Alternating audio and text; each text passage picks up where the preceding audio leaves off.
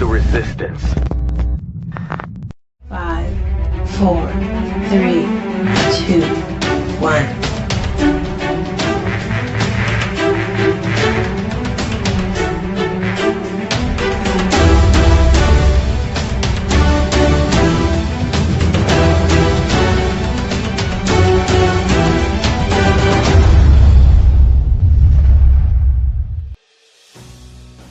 Good morning, everyone. This is the Tinman, Chris Sheldon with the Worldwide Resistance Network. If you are watching this, you are the Resistance. Joining me today is good old Reverend Ordo. Jenny and Zero should be joining us soon. In the meantime, it's just me, Revan, and good old Meth Monster Blue, the fictitious product that doesn't actually exist because we're not sponsored by anybody. We don't have any corporate sponsors. We're not sponsored by APAC or any of that nonsense. We are of the people, by the people, for the people. So if you like these broadcasts, please, by all means, share the live feeds. Follow us on our various social medias, X, YouTube, Rumble, Facebook, all at RealTWWRN. Check out our online store at realtwwrn.printify.me. Tons of great merchandise there that we'll go through later. We'll show you some of those goodies. And as always, I actually got some good news. Oh, hold on. Give me 1 second. Last but not least, become a part of the conversation. This is one of the only, if not the only, political podcast network that includes you in the conversation, where most people have a hotline number to call, make a handful of calls. Say no, fuck that. Come be a part of the conversation from beginning to end. No limit to what you can say. No limit to how many people can be on. So if you have any thoughts, opinions, you want to troll us, fuck it. Throw it in the comments section. And comments are now enabled. So, Revan, you said you got some good news. What's up? I just got from here the Geneva Bible. You got the Geneva Bible? Nice. Nice. How you liking that? I haven't got it yet. You ordered it. You placed your order. I ordered it yesterday. Nice. All right, so looks like you've been fairly busy. Yeah. And I'm not gonna lie, I've been busy myself. For those of you who don't know, I was actually in the hospital the past few days. I got out yesterday afternoon. I am now diabetic. Type 2 diabetes. Quick breakdown of what went down. As you guys have seen from on the podcast, I would have to get up and take periodic bathroom breaks, and I've been drinking a lot of fluids, heavily dehydrated. Come Wednesday night, actually even into Tuesday night, my vision was relatively blurry, to where like I'd be looking at my computer monitor and I wouldn't be able to read the text. Like I could read the text, like you can see our names here. For me, it was like if you overlaid that text on top of that text, but it wasn't a perfect alignment, so you had that visual acuity. Yeah, that's what it was like. So like I could drive down the street and I could see a stop sign, I could see everything fine, but like the text would be slightly skewed. Like I could clearly see what the sign was and clearly read that it said stop, but it was just slightly askewed. So I'm like, okay, I got to start looking up these symptoms. So I start looking up all the symptoms of everything that's going on with me. The fatigue, constantly being tired, leg cramps, the vision acuity, the constantly being thirsty, and constantly urinating. It got to the point where I was pissing like every 20 minutes. And I mean, like I'd be standing there pissing forever, like, get the fuck out of my piss! Like, it was bad. And this was a consistent thing. So come Wednesday after I got off work, I'm like, okay, I need to look up these symptoms. So I started looking up the symptoms. I was running it through AI. And AI starts lecturing me. It's like, dude, you need to go to the fucking hospital. And I'm like, why? Like, what's going on? They're like, you are displaying all the signs of a diabetic, of somebody who's now a diabetic. You need to go to the hospital and get yourself checked out and tell them exactly this, and this. You need to lay out everything you just listed here and get yourself checked out. Hopefully it's nothing, but it looks like you're diabetes. You have diabetes, go to the hospital now. Don't wait till your day off. Like, it was lecturing me. Oh, yeah. And that pissed me the fuck off. Like, everybody knows I am very, very leery of artificial intelligence. I do not like the idea of artificial intelligence and robotics replacing people in the workforce and things like that. Now, I admit it can be an effective tool, but it needs to have its limits. So for me, having been such a strong proponent, and I should take that back.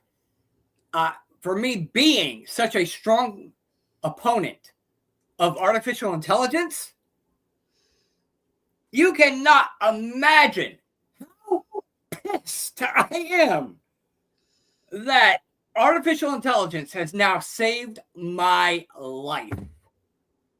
That has got to be the biggest kick in the fucking balls that I have ever fucking had. That artificial intelligence has just saved my life.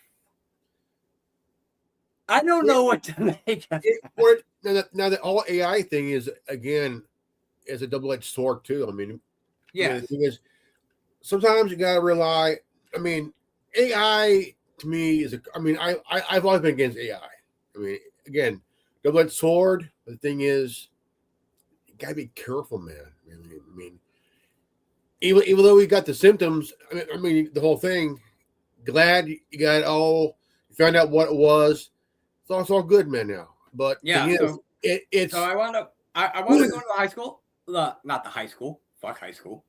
Speaking of high school, there's my old friend Jenny. One of many Jennies I have known over the years. Welcome, Queen Bitch. Yep. Well, we're currently going over my stay in the hospital. I am now diabetic, and so I went to the hospital Wednesday night after my little excursion with Gemini and artificial intelligence, and spent the past 2 days hooked up to an IV, having these freaking inflatable pads on my ankles, and sitting in a bed that you cannot hardly get out of if you tried, while they are coming in every hour or so. I'm trying to fucking sleep, and they just pop in. Hey, Chris, how you doing? Well, I was sleeping. I was doing great till you woke me up. Oh, okay. Well, I'm here to take blood and do this. It's like, here, why don't you stab me in the neck a few times? It's like, fuck. Oh, it's okay. When I was up in there, say again. When I was up in there, they tried to get blood out of a non-existent arm. Ooh. Let me guess. Hemet Hospital, right? No. Anaheim. Oh, God. Just as bad. Oh, shit. Just as bad. Yeah. I turned around. Next thing I knew, my whole arm was bruised up. I'm like, I don't think you're going to get any blood in there like you tried the first time. Yeah, I mean, I don't know if you guys can really see it, but you can see some of the bruise on my arm here. They were poking and prodding me left and right. Mm-hmm. Yeah, and then that freaking finger thing they put on your finger. What the hell is that? Like, you look at that. What the hell is that? That's cleared up since what it was. I don't know what the hell that is. I had it on here too, but it's nearly gone here. So I had all these symptoms, and they pretty much, I was pretty much a prisoner, and I felt so fucking helpless for that 2 days. Like, it's definitely been a major league wake up call to what I've got going, to my own mortality, for lack of a better term. Yeah, it is. Back in 2018, I went to hospital due to a heart scare. 2018. Oh shit! This was like around February, and 2018. I went in for a heart scare, and I thought I was having a heart attack. and the heart issues runs in my mom's family.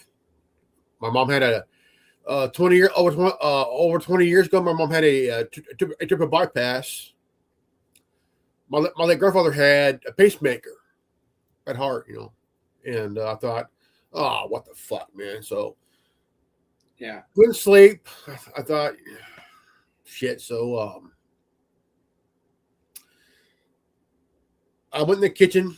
My dad, and I was about to pass out. My dad caught me. Thought I'm just going to drop, So I went to the hospital. Yeah, oh yeah, dude. And I went to the hospital for observation. They ran all this test on me, man. And they gave me one of those pills for the heart, that. So I was in there. My son walked in. My mom brought my son, and my son was just like he lost it. My son lost it, and but yeah, man, life is short, bro. I mean, it's really whether you have a heart issue or being diabetic, it has changed my life, man. I mean, it will change anybody's life, even yours, brother. Yeah. And that's kind of where I'm at right now. Like, it was a huge wake-up call. Because back in December, I was sworn off soda. One of the big things to that was I was drinking soda all the time. I was drinking it like water. And it got to the point where it was actually making me sick.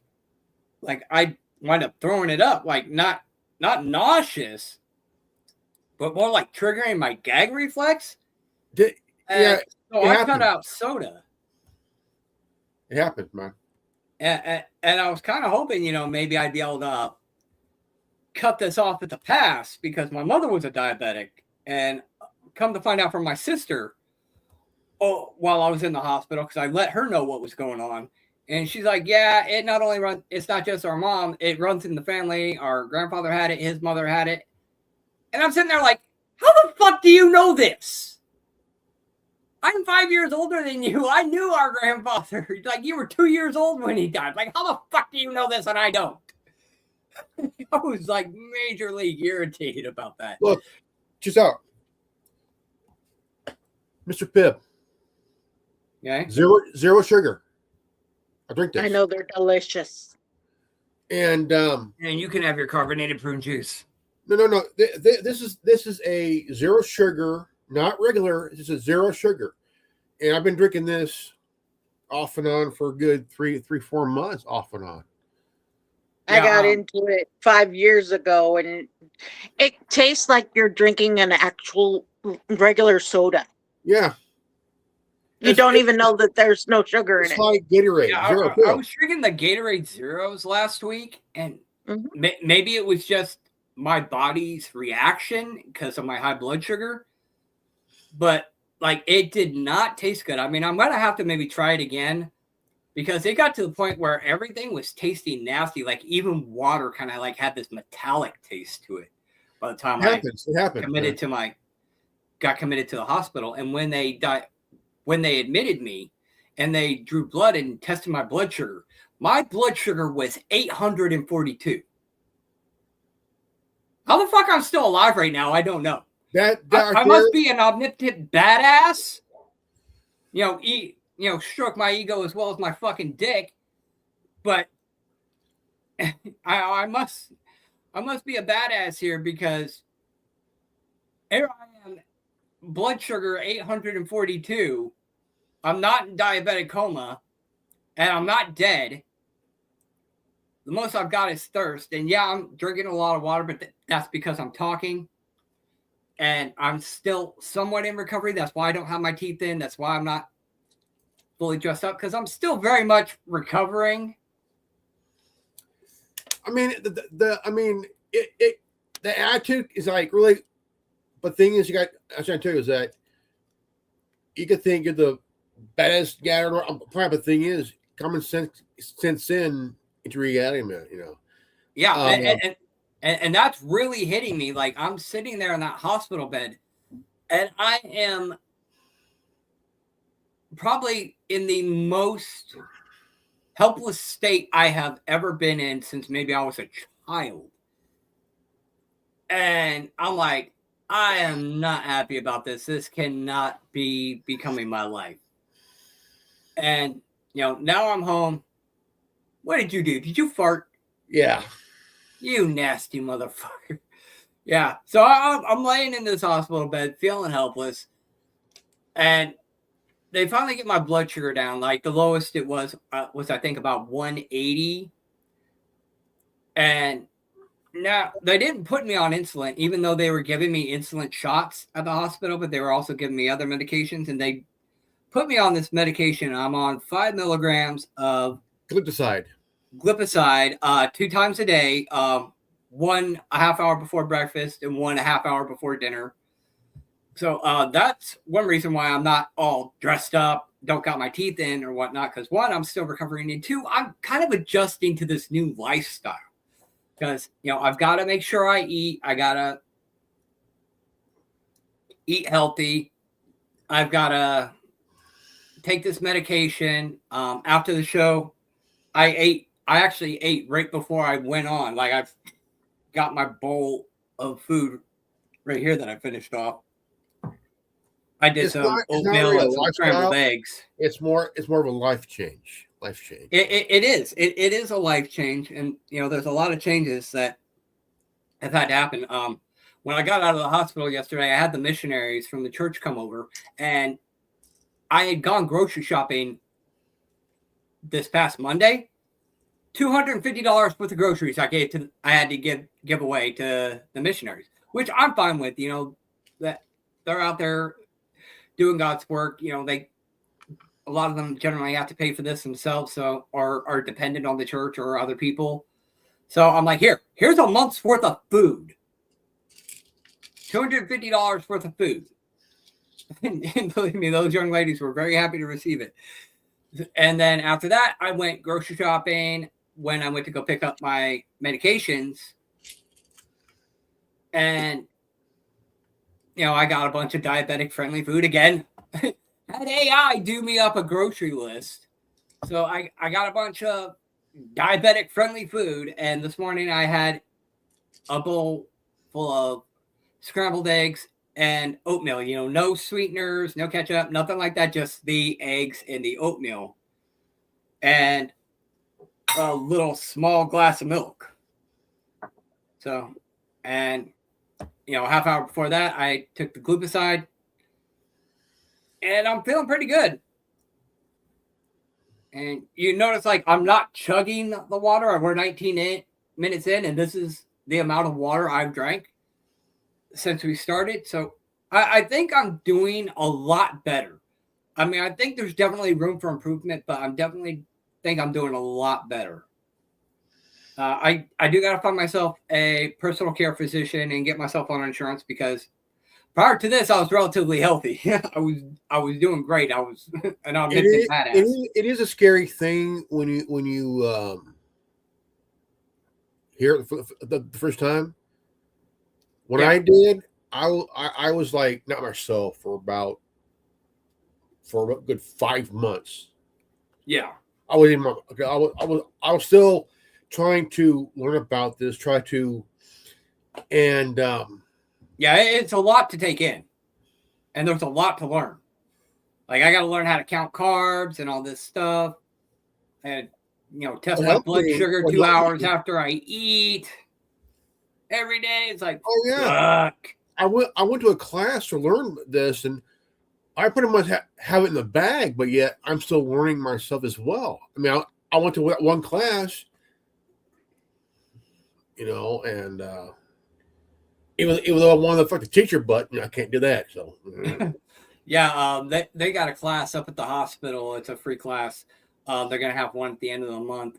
I'm gonna try to see if I can change shifts with somebody, because the class is actually during my work day. But I'm gonna see if I can trade shifts with somebody for that day so that I can attend that class. But if in the off chance I'm not able to attend that class, I did manage to get my hands on the pamphlet and all the paperwork, so I can actually sit down and read through this stuff and get it down because the class isn't until the end of the month. So it's going to do me good to get on top of this shit now. The sooner I get on top of it and learn to manage it, the better off I'm going to be. Because I do not want to wind up there again. Like I was telling Axe last night because he was talking to me about it. I'm like, hey, dude, I got to let you go. I got to get a shower. You know, what did I say? It was fucking funny. I forget what I said. I'll bring that up. It was the funniest thing is like people say, you look like you lost some weight. Really? Yeah, I can see it in your face, dude. I went from 170 pounds, or not 170 pounds, 181 pounds to 70 pounds, 170 pounds. I dropped 10 pounds in a fucking week, dude. And granted, I was trying to lose weight because I was about $1.97 when I cut off the soda. That was another big thing why I cut off the soda. Was I was trying to lose weight because I was up to nearly 200 pounds. You know, the gut, it was causing me heartburn, you know, because of all that extra weight on my stomach, causing me acid reflux. Oh, dude. Yeah. Oh, man. I know how you feel on that one, man. You get that burn in your esophageal area. And yeah. It's like whenever I belch, it's like there it is. Cross between roast onions and bad garnish. Exactly. So, and you know, the fact that I'm down to like 171 pounds when I weighed myself on Wednesday, they said I was down to like 160 something in the hospital. And I'm just like, fuck. So I'm hoping this gets me under control, you know, get my weight under control. Because I'm not fat, but yeah. You know, going from where I was, because Jenny, you remember me in high school, I was skinny as fuck. Yeah. I probably weighed like $120, soaking wet. And to go from that to nearly 200 in a matter of months is relatively extreme. And then to wind up losing so much weight in a matter of weeks, that's just dangerous. So I'm glad I got it checked out. But like I was talking to Robbie Axe last night, and Jenny, you remember Robbie. You remember Axe. And he's talking to me about this, and I'm like, I'm getting ready to get in the shower. I'm like, be right back, bro. I need to shower. 2 days in a hospital bed does wonders for the BO. Because I'm just sitting there. Because like I said, I was pretty much trapped. I felt trapped. I had this IV in my arm that I would have to disconnect from the wall. That's what you don't want when you got a hot nurse coming in like, oh crap, my smell like sewer Sally. Oh my God, man. You feel embarrassed. It's like you feel embarrassed, like, oh fuck. Like the nurses were good sports about it, and God damn, some of them were fucking hotties. And I'm just sitting there like they're like some of them, they come up and, you know, change out my IV and whatnot, and I'm just sitting there and I'm getting a good look. I'm like, I was with my dad the other day. Yeah, I played off that fetish. I was and I flirted. I'm not gonna lie, I flirted. I was with my dad because he needed to go by the dentist's office to get his partials. And I'm in there waiting, and he comes out and he goes, that young girl right there, yeah, she has a nice ass. Oh yeah, most of the nurses. And my dad will be 72, but tomorrow. Hey, no matter how old we are, men are men. And if we see something yummy, especially me, I'm single. I ain't seeing nobody right now. I had to laugh. So I'm playing that up straight up. I had to laugh. I'm like, what the fuck? Yeah. Yeah, I'm like, like me, he's like, I'm gonna fucking play this up. I'm gonna play that dirty I was old man like- flirt with hot I nurses. was thinking like, the fuck, dude? But yeah, I was looking too. I was like, I'm wondering if I could ride her. Last 8 seconds, you know. Holy crap, man. Fuck riding her. She ride me. It's like, fuck, I'm sitting here in this hospital bed. Jump on. And it's funny because I was talking to my friend Matt the other night, and he has a prosthetic leg because he had an injury years ago. I'm not going to get into it, but he wound up losing his leg. He's about the same age as you and I, Robin. He wound up losing his leg, and he's got this hot Latina girlfriend. I'm like, well, if you ever can't get it up, I mean, you could always just lift your leg up, you know, without the prosthetic on, and go, hey, jump on, bitch. And then the hospital doctors are talking to me about, you know, taking care of my feet, you know, that way I don't wind up as an amputee. And that conversation that I had with Matt just popped right into my head. I'm like, come on, nurse, jump on. There are Jump some on, socks- jump there are on some the socks stub. you get. Come and ride my stub. There are some socks you get for your feet. I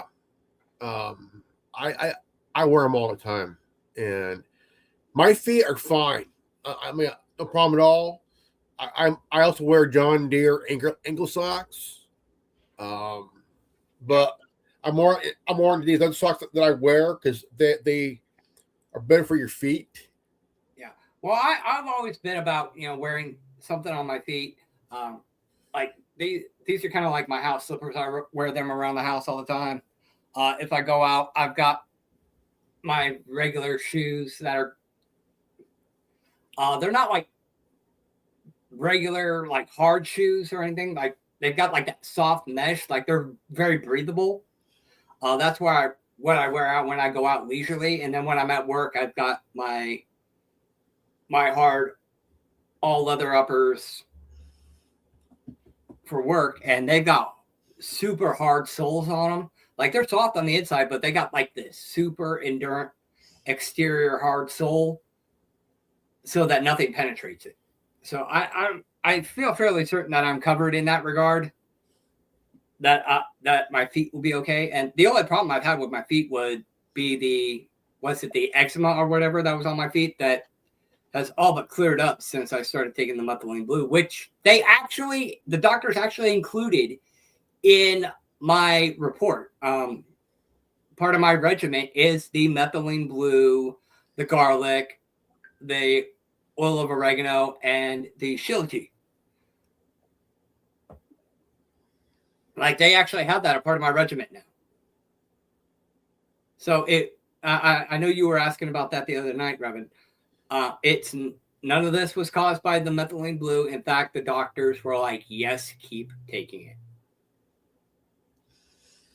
So Okay, that's where I'm at right now. I'm out of the hospital. Just got to find a doctor and get on insurance and get all that covered. I swear, if the globalists are trying to kill me, you know, diabetes, you know, I just shoot me with a bullet. Like if the goal, that's really their goal. Because like they've been attacking the globalists, like really been attacking the activist community as of late. I mean, you got Alex Jones getting shut down over at InfoWars, the Onion, taking care of that, which we'll cover in a moment. And, you know, also the Candace Owens versus Erika Kirk thing, which we're going to cover in a moment as well. But Revan, you had something? Yeah, I want to since we got war against conservative media. Now this is a guy named Tony Chu, and he runs the LC sign China. When it was time to add my son to our Hold on here. I was scared to even think about my wallet. Excuse me. Would you rather have $1,000 or have someone gay lose their Wi-Fi? Have someone gay lose their Wi-Fi. Anyways, the LED signs made by LCD sign are of the highest quality. It has UL and C certification, so don't worry about the import issues. Want to hear a joke? Liking a man for free. Anyways, want your store to stand out? Customize your sign with LC Sign. We have professional machines, professional workers, and use the best materials. Provide you with the best service. You know how I know that I'm not one of God's favorites? Because I literally moved here. Because you're putting ketchup on fucking sushi. Anyways, at LC Sign, we design complete wayfinding system from mid-engine signs to road traffic and building signs. We handle the full process. Wait. Okay, what are we getting at here? Wait. Okay, now the guy runs LC Sign, and Okay. he's been on a tear on YouTube and the internet like crazy. It's anti-woke shit content, and like he'll really roast somebody while promoting the company. Genius. I've seen a lot of that, and I noticed like even liberals are getting tired of this woke culture shit and all that. They're like a lot of my liberal friends are just like, I can't stand that shit. Like even Aaron from the Friday Dessert, he was like, I'm a Democrat, but I am not with this far left shit. He's like there's a Democratic Party, and then there's this extreme bullshit that nobody's really down with. Now, this last woman do here, and it's like, what do you got? You walk into your new classroom to meet your teacher, and you see me. What's the first thing that comes to your mind? I'm homeschooling. Anyways, if you want to order signs for your franchise stores, make sure you buy from a responsible sign company. You walk into your new class. Nice. I like that. I'd rather deal with the school teacher. Yeah, well, the thing is, like, you know, parents are tired. I mean, do y'all remember the Common Core shit? Common Core? My son went through that. He went through that. And it was run by the Gate family, Bill and Of course it was. And Every time there's a fucking problem, why is it either Bill Gates is named or a certain ethnic group is named? It's like, what the fuck is going on? And you know what? I'm just going to fucking say it. Jews!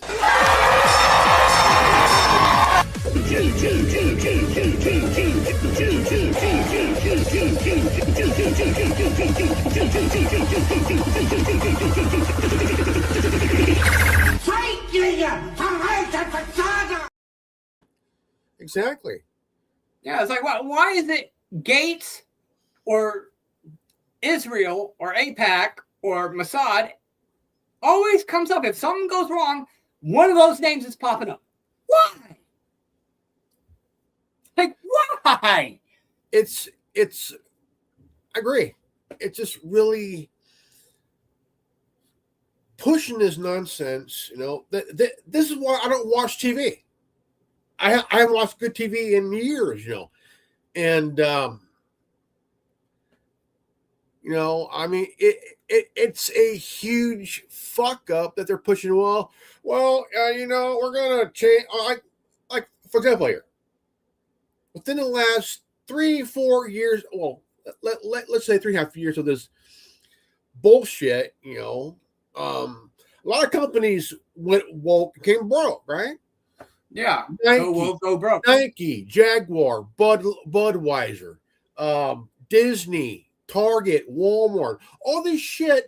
And all of a sudden, people said, fuck you, we're going to go somewhere else.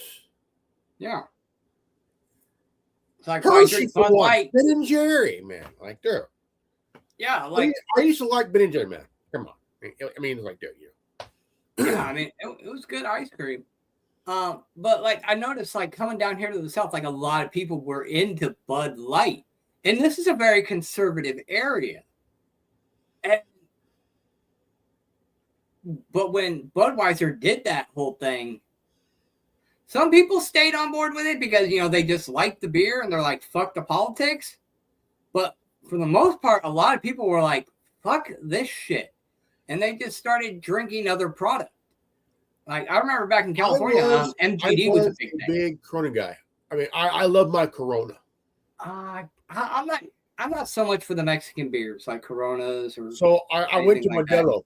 So I went to Modelo and Coors, straight Coors, old school Coors. Modelo's not too bad. I had Modelo. For those who don't know, my former brother-in-law is Latino, so we used to go hang out with his family a lot, and they party like every fucking weekend. So after he and my sister got married, like we were there practically every fucking weekend. So I did develop a slight taste for Modelo.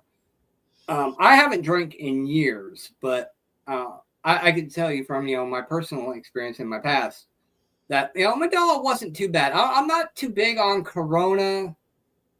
Like, never really been a big Corona guy. My big thing was always MGD or Budweiser. Those were always my big things. Now, if you really want to fuck up somebody's night, have them drink Oak Arrogant Bastard Ale. Oh, shit. That shit is nasty.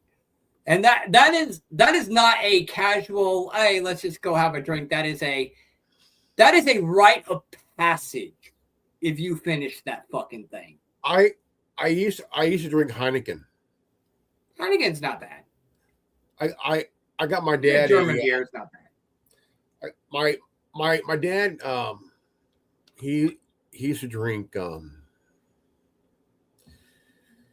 and I went and got like a little small keg of it. He used to drink the You drink a keg?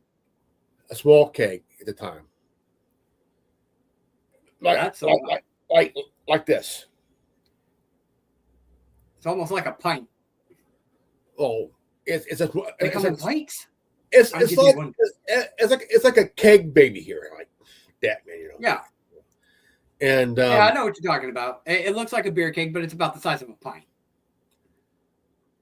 And I mean, I was like, dude, this is so cool, man. Yeah. Well, I'm kind of glad you segued into the alcohol thing, as like we were talking about earlier, InfoWars was pretty much hijacked by the Onion.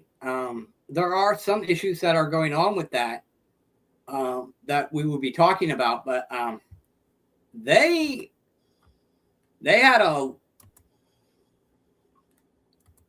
little going away party on their last episode. I believe it was Thursday. Yeah. I don't know the correct point. What it is that they bought the brand. They didn't buy the whole equipment. Yeah. They just bought the brand and the name. That's all I did. There's still owns with what's going on. But we're gonna go ahead and jump into this video where they were pretty much having their go away party for the last taping of the show at InfoWars. So check this out.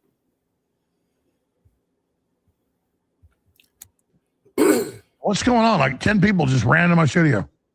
There's a big giant party going on here. Oh, they want to have a toast. All right. I know this is going to happen. Before we turn this over to Mr. Rance, my point is that this has been beyond epic, and this has been 100% organic and real. Whenever they sued us, they would always ask everybody, who gives the orders? Who's the foundation people? Because they were all getting the orders. Guess what? My orders come from God, from my genetics, from who I am for humanity. And that's what they can't stand, is your orders come from God. And remember, the devil's biggest trick is not that he doesn't exist. It's the second best trick. It's that good doesn't exist. Watching and listening, that you are overall good. You want good. You're not perfect, but you want good and you love God. So I tell you now, your destiny is in your hands. And so they think they're going to have their big victory. They think it's all funny. They think it's all cool. No, this is the beginning of the end. We don't ride on Trump. He rode it on our train. He was useful as far as he went. But humanity is unstoppable if we get in alignment with God. So go to Christ, pray to Christ, ask for God to atone you and to rebuild you and to lead God and direct you, and we will win. So I'm going to hand the baton for the next 30 minutes to our guest here, Tom Renz, and then Jay Dyer's going to take over. And then we're going to air hours of all the Sandy Hook documentation that was run by the CIA and the feds. And then we're not here anymore because they're turning the power off at midnight. Private detectives are coming in to close the doors. And they're going to act like they've got their big-ass victory. But notice the state court just blocked the little rat confessed Satanist from coming in to wear our skin for months while we launched our operation. We're going to sue them for civil rights. We got whistleblowers.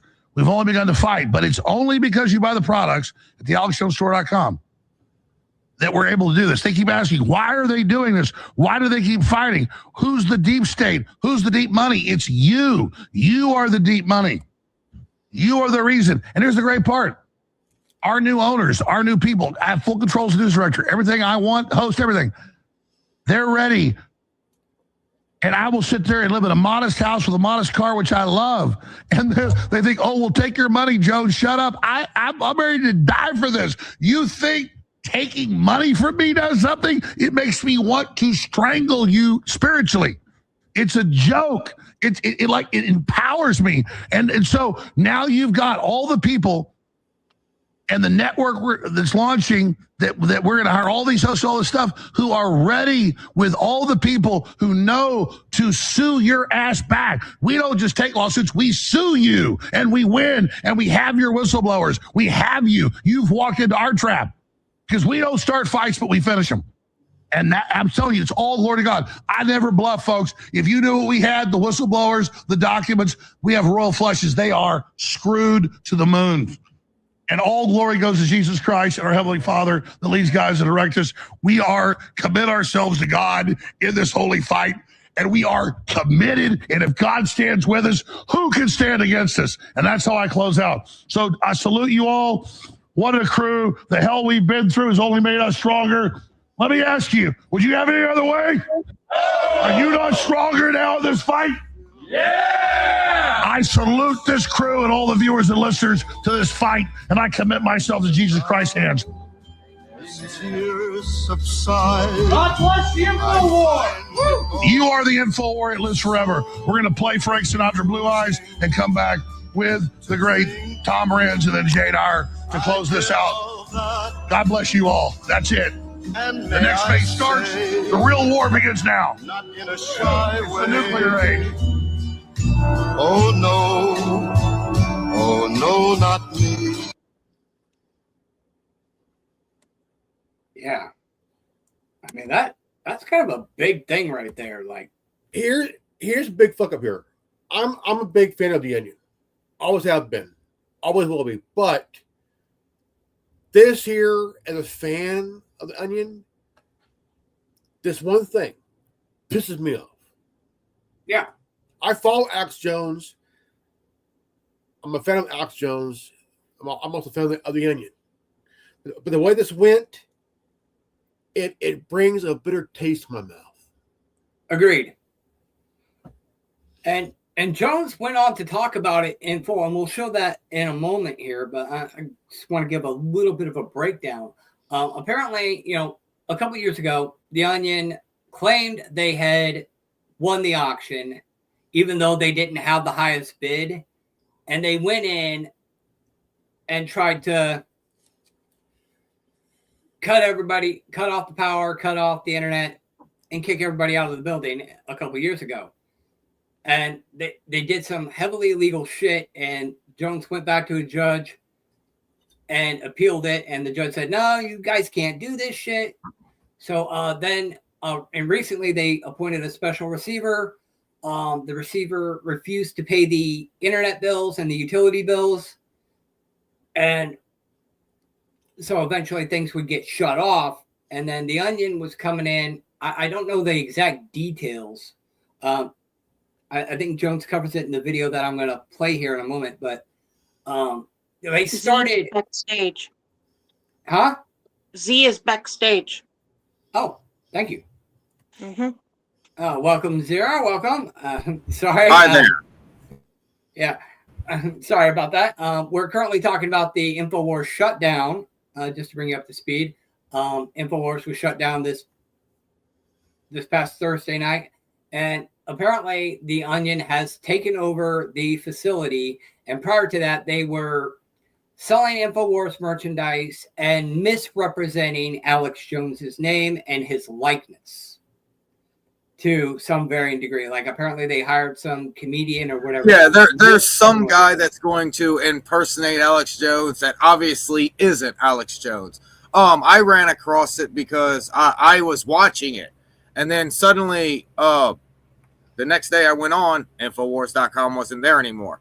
Because I was waiting because I heard that the website's about to go down. So I sat there, and it took 3 days, maybe 4, before it was off air. Well, they came in and shut. Their last broadcast was Thursday night, which is what we just played, where they did that final toast on InfoWars at the studio. Yeah, and that's basically what I'm saying. Yesterday was the day that I realized that it was off air if you go to InfoWars.com. Yeah, and Jones shot a video outside of that studio yesterday. I watched this while I was still in the hospital.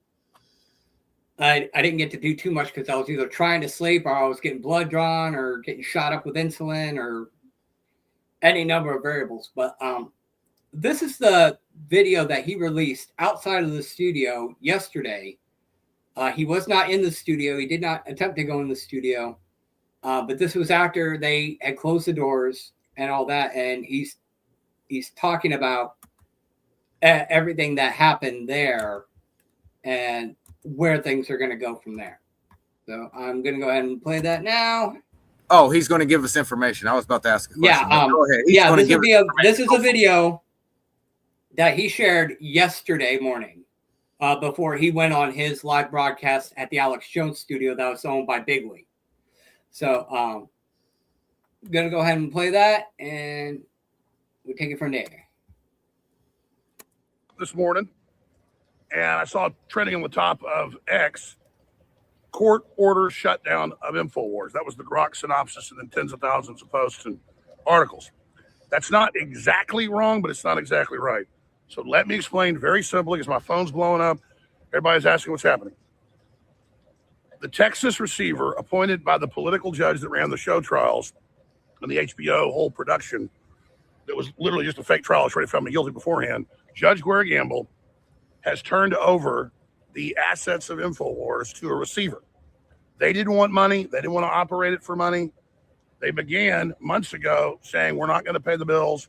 We're not going to sign the yearly contract for the internet and for the satellite uplinks. And those companies let us do month to month for a while. And they all came to us a month or so ago and said, we're, at the same time, even though they weren't talking to each other, they said, no, you've done this for 3 months. The lease is up on the building right here. So that was the landlord. And so we said, well, it looks like the 30th of April is the last time we'll be able to operate because everything was getting turned off. Then about 2 weeks ago, the Onion announces, after their failed attempt and fake auction they did in federal court and got caught doing a year and a half ago, that they were taking it over. In fact, they said they were in the building and running it and doing it. It was just total lies. So all of that unfolded. And so they got blocked 3 days ago by the Texas Court of Appeals from taking it over. It's because they were finally having a hearing in Guerra's court. They thought it was a foregone conclusion that was to be handed over to them. They had CNN and NPR and AP and all of them there, thinking they were having this big victory yesterday. But the day before, the Texas Court of Appeals stated and blocked it and said they couldn't do that. And so they had to have hearings and show all this proof and all these other things because obviously they didn't follow the proper procedures in the law. That's obvious. They're announcing they run it. They're selling merchandise before they even had a court hearing, telling everybody that they were in the building is totally insane. So the Onion failed to get InfoWars for the second time in a year and a half.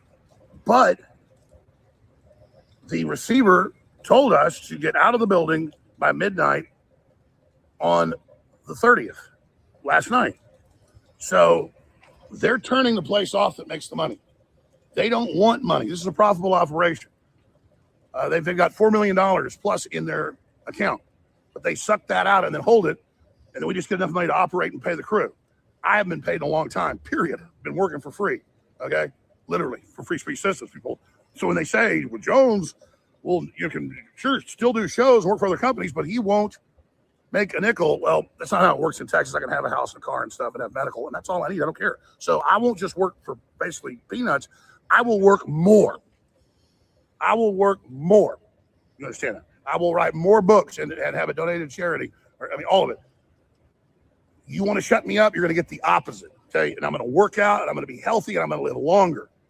Instead of being a fat slob like I used to be because I didn't care about myself. I just cared about the fight. Now I realize you want to hurt me. So now I value myself. I take more vacations. I work out. I pray more.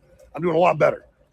Because I kind of, I guess subconsciously, I was still fighting really hard, but kind of just, I wouldn't even call it got depressed, but just kind of gotten in a low area about 2-3 years ago, as you know. And now I'm stronger and my will's greater than ever. So all their attempts to crush my will and my crew's will and our viewers and listeners' will has completely failed. So we got kicked out of the building. They said leave on the 30th, but then the Court of Appeals suspended his powers. He's still the receiver and still, quote, owns the assets of this, but he has no power to do anything. But I'm not in the building. It's locked up, and that's it. And so we're gone. Now, maybe we get in court, we win, we get back in there or something. I don't think that's probably going to happen. We have the Alex Jones Network backup system, and more studios being built. But here's what you need to know. Today at 11 a.m., we launched the Alex Jones Show on the Alex Jones Network, AlexJonesLive.com. AlexJonesLive.com will have the Rumble feeds, the X feeds, our own feeds. Bigley owns it. Bigley owns Alex Jones. The AlexJonesStore.com. That's how you fund it with the system with the great supplements, T-shirts, collectible knives, and so much more. The AlexJonesStore.com is the coordinates. The sister shopping cart has some other items and some of the same items and some better deals. Some deals that aren't as good as the other site, so it's apples and oranges. RealAlexJones.com. That's how you fund the future of this and get the great products, and I'm so thankful to all of you. But what I really want you to do is on X and Rumble and on Instagram and everywhere else, everybody tell folks Alex Jones is back. Thanks to public support. He didn't miss a lick despite the deep state with all these incredible attacks at AlexJonesLive.com. So that's where we are right now. So the original InfoWars is shut down, but you are the InfoWar. The InfoWar belongs to you. That's just a generic term. We the people, war on for the mind. And I just want to thank you all for your incredible outpouring of support. Not just the great listeners and viewers, but also so many other talk show hosts and journalists, everybody, because we've survived so many other attacks. People just can't believe this happened, but now you see it. So I guess technically Grok is right. It is a court-ordered shutdown, but then you see the plaintiffs and the judges going, he won't give us money, and we want InfoWars to make money with it. And they were complaining in court yesterday, like, they're leaving at midnight. What's going to happen to the company? It's all crazy. They've said over and over again, we want it shut down. We don't want money. And over $10 million total has gone into the estate at the federal trustee level. And now they sent $4 million to the state of that money over the years they grabbed during bankruptcy. That was the assets, not hundreds of millions, they said. And they never want that money. They then have the court have private investigators and 4 outside accounting firms dig through everything to find dirt, which they never found. Which now the Onion people said that, once we got in the building, we're going to dig through everything and find something embarrassing. Well, nobody ever did. So now we got to ask if they ever do get in here and they find stuff. Yeah, right. I mean, so this is real intrigue, folks.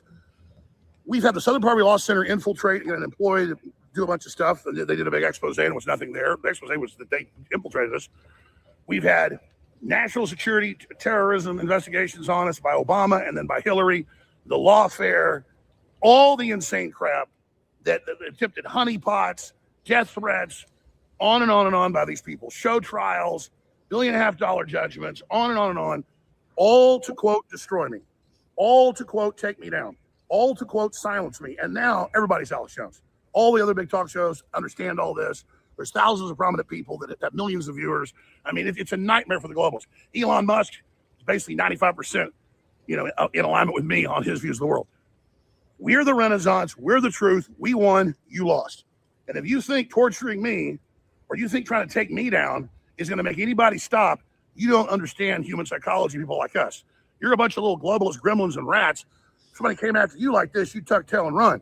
That's not how this works. My ancestors didn't do it, and I don't do it. If I let me explain something, I love this. Okay? Like I tell you, I don't know how this is going to end, but if you want to fight, you came to the right place, okay? You want to fight? You better believe you got one. Legally, lawfully, spiritually. And I'm praying every day for justice. And I'm praying for the listeners to get the truth out about this. And guess what? In airports and grocery stores, black, white, old, young, they go, oh, we can't believe what they did to you. The lawfare. People know all about this. We've won in the court of public opinion. You've lost. You failed. And that's not hype. You failed. You're defeated. We're winning. The coordinates of the next phase in the people's info war that belongs to you and I and all of us is AlexJonesLive.com. I'll see you at 11 a.m. Share the live feeds from Real Alex Jones and Rumble. And we are going to take this country and the world back. God bless, and I salute you all.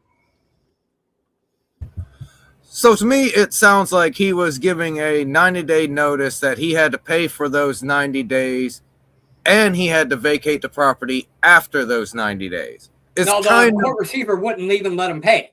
The court receiver said that they're not paying the bills. That's what I'm stating.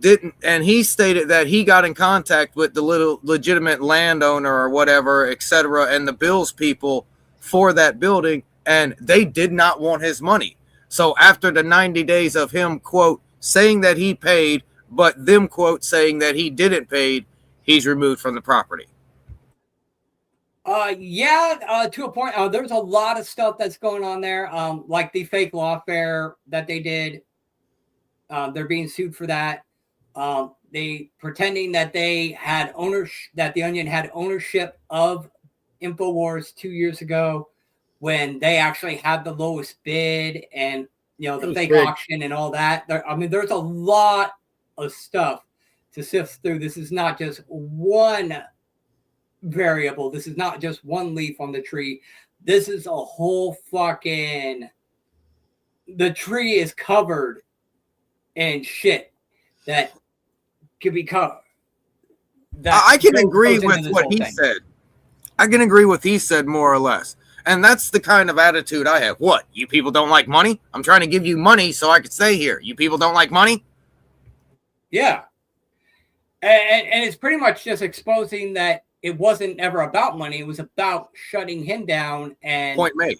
Defacing his character. They wanted him off the air, and they wanted to tarnish his reputation so nobody looked him up again, would ever look up his past work. Because with InfoWars, they not only get the website, they not only get the studio, but they also get the catalog. They get his catalog of everything he's ever produced under the InfoWars name. Any because documentary, now they own the copyright instead of whoever owns the copyright before. Now they own the book, and here's the folder of everything InfoWars. You own it now. Yeah, it's like Michael Jackson when he owned the Beatles catalog. The Beatles never owned their own music. Sony owned it, and then Michael Jackson bought it, and then we all know where things went from there. It's kind of the same thing. Anything that was produced under the InfoWars name now belongs to the Onion and the Sandy Hook families and all that shit. So now it's their problem.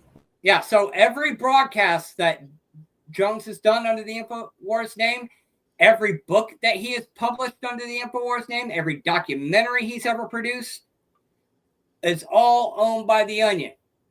And they can make sure that information is never made public or is twisted in some way, and then they could put on their little comedian and whatnot to defame him. That's why he fought so hard against that, in addition to setting up the news studio that Bigley owns. Bigley is the one that produces all the supplements and whatnot.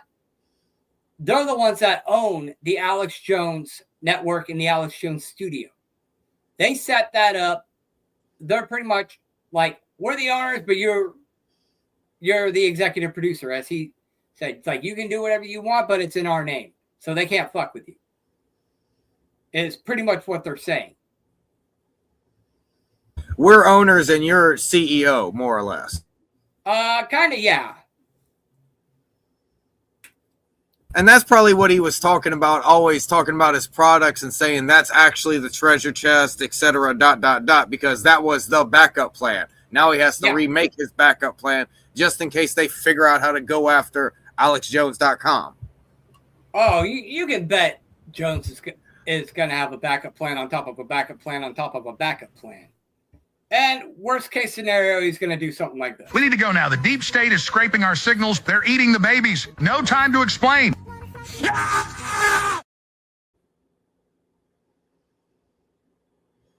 I saw some weird stuff. There was a lot of weird things going on that singular island, which is the only one that we know that any wrongdoing was done on. And I said it that way for a reason. Yeah. Well, I mean, either way the fight goes on, I mean, I wound up in the hospital. I've faced years of attacks as a political activist. Reverend, you know that. You've seen all the trolling we face, not just from YRV, but scores of other people. We've been attacked so many times. And even Connor pointed out, it's like, dude, you guys don't get it. He was the one that was put out there to be attacked. So I'm no stranger to being attacked. And, you know, I suspect that, you know, a lot of the hardships that had befallen my life were initially designed that way, you know, whether it be my own actions or not, you know, just kind of set up the dominoes and I knock them over kind of thing. It's so I needed to be wiser about that shit back in the day. I should have been smarter about that shit. Could have avoided a lot of pitfalls. And, you know, even now, you know, these people are sick fucks. You know, you look at Bill Gates with the fucking mosquitoes, with the ticks, with the vaccines, Dr. Fauci, Operation Artichoke, you know, poisoning our food and, you know, making us sick. Now, look at me. You know, I was hooked on soda, drinking it like it was fucking water. Now I'm a goddamn diabetic. They want us fucking dead. They want, especially people like me, they want us off the air. They want us to stop. If not, they want us dead. Yes, you're exactly correct. A couple of his people got charged. Yeah. So there's starting to be some backlash. They're looking at prison time now. Yeah. So there's starting to be some backlash there, but they're still pushing hard. They would love to get us off the army. We've been demonetized since what, 2016? Yeah. I mean, we're trying to build that back up. So we're no strangers to being attacked and being included in the attacks and suppression of information. So I always gotta plug it. I always gotta put it out there because we are of the people, by the people. We don't have corporate sponsors. We don't have AIPAC giving us money to praise Israel and all that shit. Okay, we're here, just your average people, whether it be the four of us here, whether Connor from Canada or Louise from Scotland or anybody from anywhere else around the planet. We're here speaking the truth. We're not getting paid for this. We're all do this voluntarily. But we want to be able to maximize our exposure.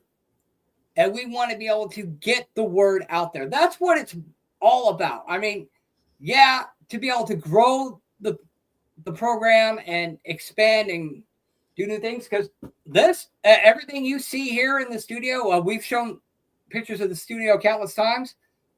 All that came out of my pocket. Before we ever had any sales on the online store, before the online store was ever set up. I bought this banner. I bought everything you've ever seen in this studio or any previous studio. Everything here is set up. Hey, the shirts, great promotional tools. Revan went out, got 2 shirts. I've got my shirt. I've got my hat. And what does it do? It helps fund the broadcast. It helps us get better equipment.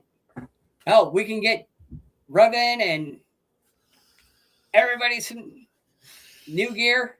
Oh shit, there he goes. There he goes. See?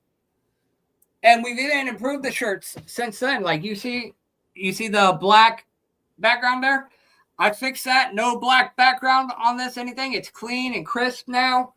Yeah, it doesn't look like a sticker on a shirt. Cool. Yeah, so everything has been improved, and that's what I'm about. That's what we're about here, getting the message across and improving and maximum exposure.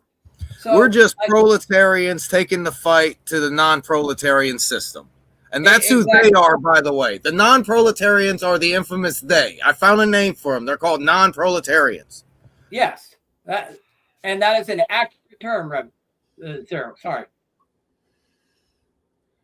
But you think, if we make sales on the online stores or we reach a level to where we can be remonetized, we need 10,000 subscribers on YouTube to be remonetized on YouTube. All that money could go to getting us a better studio and funding projects, to where we can travel to cover events. Like if there's going to be a big thing in Washington, D.C., we can fly out to D.C. and cover that. Okay?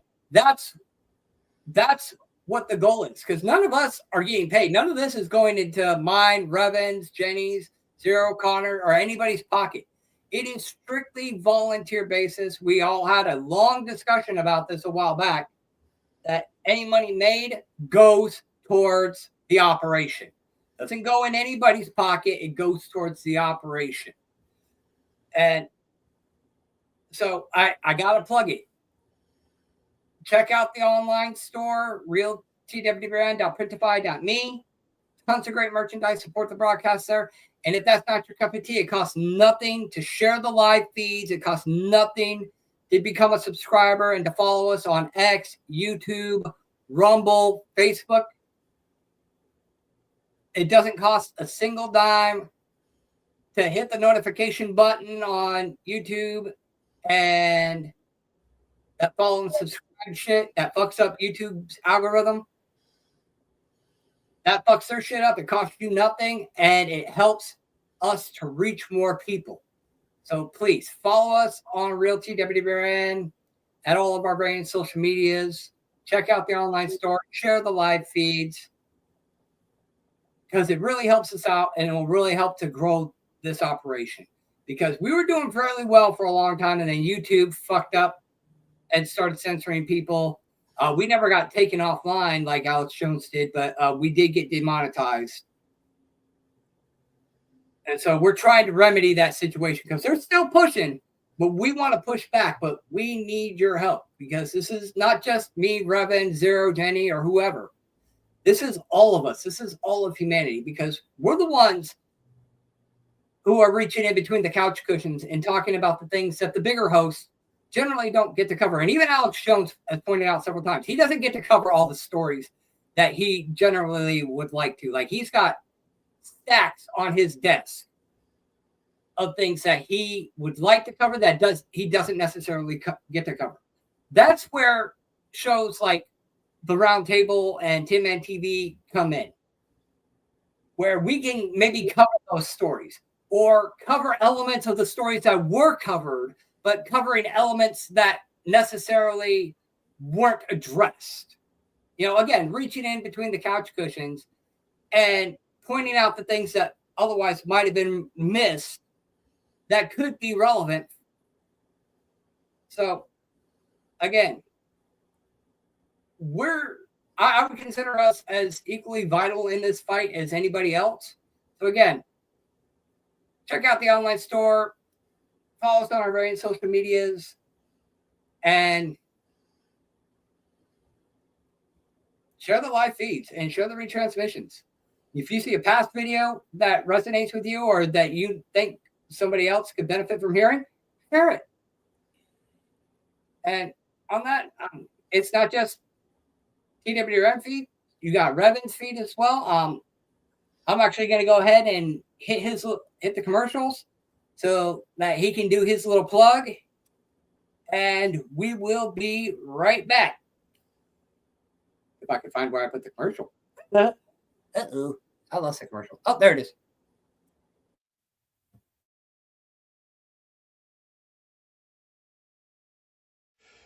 Hello, ladies and gentlemen. My name is Reverend Ordo, and I'm a co-host of the Worldwide Resistance Network. I want to let you know about my content on my so here, check me out on Minds, Gab, MeWe, Cloud Hub, Tumblr,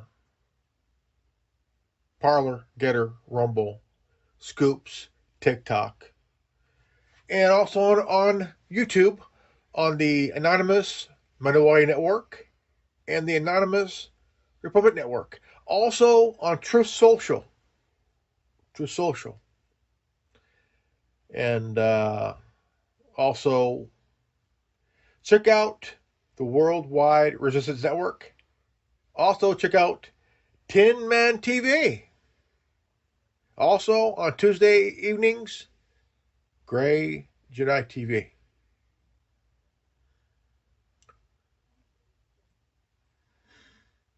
Quote the Raven, "These nuts." Peace.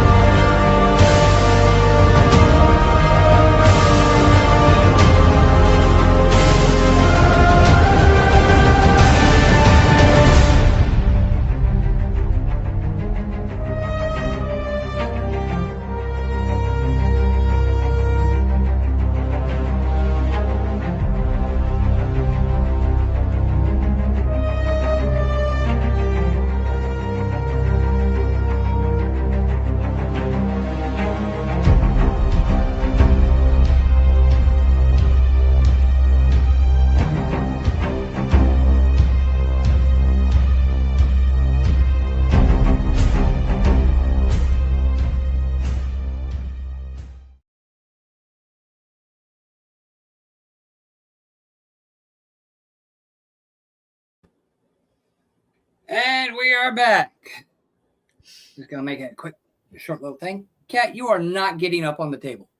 You fat bitch. Here's a kind of a tidbit that might be a huge mind fuck. My cat, go for it, Revan. Get off the you fat fucker. Sorry, my cat climbed up on the desk. Erika Kirk and Lawrence Jones, the 2026 dating rumors that never was. Say again? Erika Kirk and Lawrence Jones, the 2026 dating rumor that never was. It was by Slebs in Depth. It was written by Jared Vasquez, dated April 29th of this year. All right, go ahead and read it off to us. The rumor mill reached a fever pitch in late April of 2026 when a photograph of Erika Kirk, the widow of late conservative icon Charlie Kirk, and Fox's anchor Lawrence Jones sent the internet into a tailspin. As the CEO of Turning Point USA, Erika has been navigating a possible task of moving forward after her husband's tragic assassination in September of last year. She's been seen looking uncharacteristically carefree in a high-profile Washington, D.C. event. Many alliance sleuths were quick jump to conclusions in sensing they had uncovered a new romance, which never was. The speculation, however, was fueled more by wishful thinking than fact, despite the viral nature of the claims. Multiple fact checkers and media outlets have stepped in to set the record straight, confirm that Erika Kirk is not dating Lawrence Jones. The two are simply socializing at the professional event, and any suggestions of a romance relationship stem from an unverified social media post and doctored clip. Wow. The rumors that rocked the internet, the frenzy began in April 25th of 2026 with a photo of Erika and Lawrence Jones posed together in a Fox News via cocktail party made the round online. The image, which showed Erika with her arms around Jones's waist, and captioned, "Shining bright tonight." So wonderful had to have a incredible Miss Erika Kirk. Keep going. And Lawrence Jones, Jones 3, this evening, while the interaction was innocent, social media users ran wild with speculation. Kirk might be dating Fox News host Lawrence B. Jones, might because she moved from Charlie Kirk, one user posted. However, journalist Yashir Ali helped pour cold water on that rumors. Definitely, Erika Kirk is not dating Lawrence, nor is she attending the dinner with him. There was a photograph together, as many people are at these events. This debunking was echoed by several other reports, which noted that two were simply guests of the network. Notably, Jones himself appeared in a separate long-term relationship with a woman named Sydney, making the dating link even more baseless. As of late, April 2026, no Eric or Nora Jones have publicly addressed whispers, linking the story as nothing more than a case of mistaken identity in the age of viral internet gossip.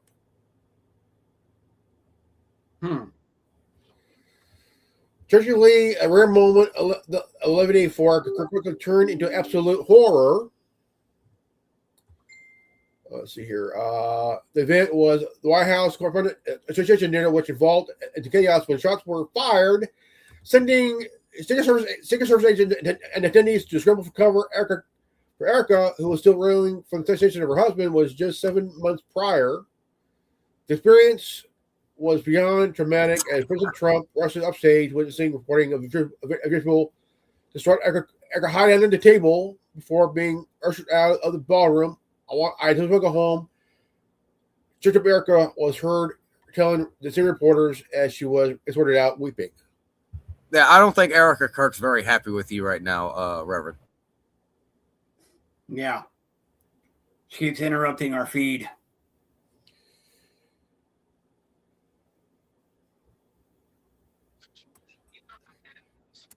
Yeah, well, for that. Got one for you. Don't tell her to sit on it and rotate because she might like it.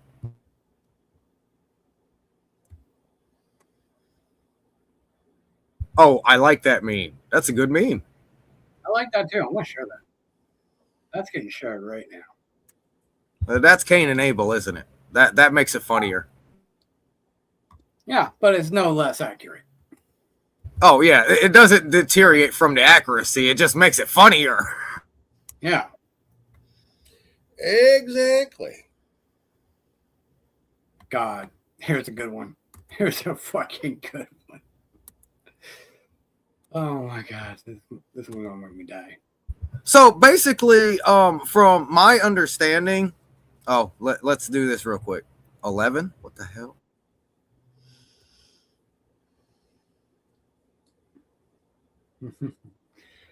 Yeah, you didn't hear about World War II being referred to as World War 11? Oh, I thought I was the one that coined the term World War V is what we're coming to, because we didn't even realize 3 and 4 occurred already.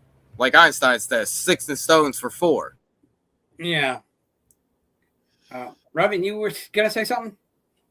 Nah. Well, I was in the process of a thought. So the thought basically was that independent media, conservative media, what have you, you're cookie cuttering around free speech, and you can't deny it. You're making it so no individual can speak what they want to speak online as long as they're not physically harming somebody else. And words can't physically harm you. All right. We learned this whenever we were kids in our generation. Well, Reverend taught his generation, and he definitely figured it out in his generation, is what I'm putting on the table. Words can hurt you only if you allow them to hurt you. Sticks and stones can break my bones, but words We will never hurt were you. raised on hose water and sarcasm, man. Yep. We are the fuck around, find out generation, man. Yep. But words will retain their power. Words will forever retain their power. I mean, they say sticks and stones will break your bones, but words can never harm you. I would strongly disagree, because the truth can really nip you in the butt. This is why I stated it the way I did. Words can only hurt you if you allow them to. Yeah, or if you did something that the truth is damning. The truth is kind of like the glove that Thanos wear. That is the Thanos nut punch, man. It is. And like Zero With was the 5G. saying, you know, the truth can only hurt you if you allow it to. Well, allowing it to can also include doing something that you shouldn't be doing and could potentially be exposed for. Oh yeah. It's equivalent of getting a nut punch from Thanos and an ass kicking from the Hulk. Ouch. That's a bad day. But basically, that was my thought. I know they didn't like AJ predicting or stating 9/11 occurring before 9/11 occurred and exactly how 9/11 occurred. But yeah, if you look at it, William Cooper did, man. If you look at it from 10,000 feet, they're cookie cuttering around free speech. You never know. Soon they'll come after individuals like us. I'm not saying us directly, but individuals like us who are just talking about media talking points, having a viewpoint, and doing a discussion with it, which they already have, but we're not supposed to say that because we're considered crazy if they're coming after us because we're not really important. Yeah, Zero. which is why they want to demonetize us and keep us demonetized, because if we have revenue coming in from monetization and store sales and whatnot, the money that's sitting there in that pot can go for attorney's fees if they try to come after us. So that's another reason why I stress that, because I acknowledge the reality of it. Because if they go after Jones, they're going to go after anybody. Alex Jones never predicted 9/11. That was Bill Cooper before he died. Thank you. Because I know what Jones was talking about it before 9/11. He was talking about it in the month before 9/11 and saying, if you did it, we know who did it. It was you. You could try to pin it on bin Laden. Like I've seen the video. Tim Osman. He did it. He did address it. Sorry about that. Anytime somebody says Osama bin Laden, I have to point out the fact Tim Osman was him. Yeah, Osama bin Laden, for those of you who don't know, Osama bin Laden was a CIA asset in the 80s going by the name Tim Osman. Well, not just that. 30 years ago, it'll be 30 years ago this year that a movie predicted 9/11, pretty much. Yeah. I mean, there's a lot of things that predicted 9/11 and 5 years before. And were precursors to 9/11. Yeah. And then if you remember the spin-off to the X-Files, the Lone Gunman, which lasted for like what, half a season? Yeah. There's an episode where someone was controlling a plane with a computer and sending it into a building. Yeah. Well, there's this whole thing that there was several dozen movies that had all kind of, I think the term was predictive programming. Yeah. Where they were presenting 9/11. And I just use the Chris Rock President movie. That's predictive programming for Barry Seghetto, or however you say homeboy's last name. We're talking about Obama now. Yeah. Barry Santino. Yeah. Traveler of realities. This isn't the first prime perception I've ran into. Yeah. Yeah, and that's why conservative media is under such a big attack. And now you have Candace Owens and Erika Kirk at each other's throats. While you guys have been talking, I've been trying to find this video. I saw it earlier, and it was funny as hell. It was a cartoon of Erika Kirk and J.D. Vance sitting on his infamous blue couch. And he's sitting there comforting her and consoling her and, basically love bombing her while she's crying and bitching, going, everybody knows I'm a fraud. I mean, I am a fraud, but they weren't supposed to know it. And just talking about it was fucking funny. And I wish I could find it, but I can't seem to fucking find it. But there is plenty to talk about. I do have this one cartoon that I did manage to find. And this one's just as good. This one's great. I fucking love this shit. This brings joy to my heart. You guys won't love me. Is it because I'm too pudgy? I just want to know why you guys won't love me. Is it because I'm too pudgy? Am I too awkward? Is it because Candace is a lying scumbag? I mean, I guess she's not totally wrong, but why won't you love me? This is my show now. This is the goddamn Erika show, and nobody is taking that from me. Do you understand me? I will cozy up to the elites all damn day because I am the grieving queen. For fuck's sakes. You think a little white face phases me? Huh? A few little Erika sucks ass jokes? Well, it doesn't, okay?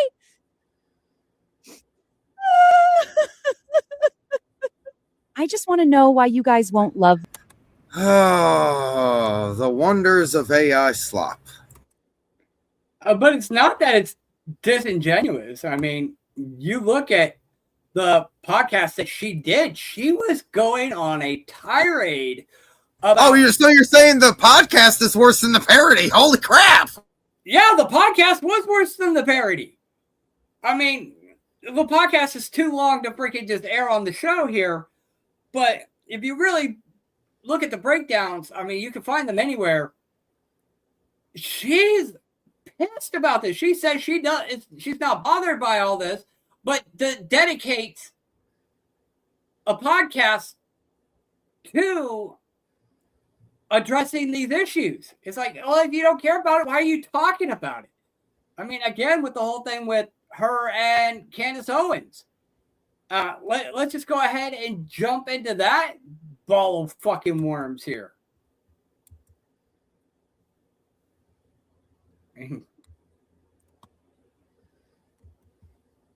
Erika Kirk came out today, and she was channeling Janet Jackson in Rhythm Nation. I was feeling it at first. I was like, we're about to get a routine, a dance routine, and we didn't get that.